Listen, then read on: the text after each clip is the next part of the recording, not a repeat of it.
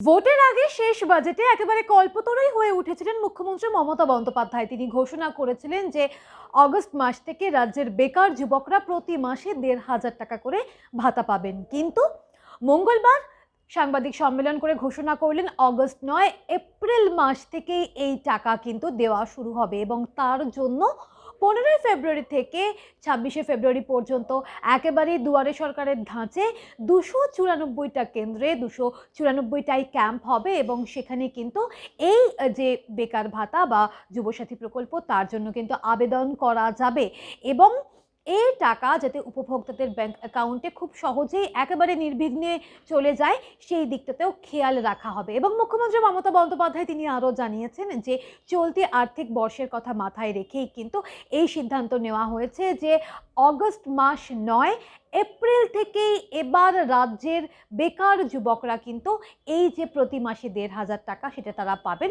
এর পাশাপাশি প্রত্যেকটা ৫ বছর অন্তর অন্তর এটার কিন্তু একটা রিভিউ হবে এবং এই ৫ বছরের মধ্যে যদি কেউ চাকরি পেয়ে যায় তাহলে অটোমেটিক্যালি তার যে টাকা পাওয়া সেটা বন্ধ হয়ে যাবে, আর সেটা না হলে তিনি যেরকমভাবে টাকা পাচ্ছিলেন সেইভাবেই তিনি টাকা পেতে থাকবেন। নিঃসন্দেহে একটা খুশির খবর আরও একবার নির্বাচনের আগে, এমনটা তো বলাই যায়।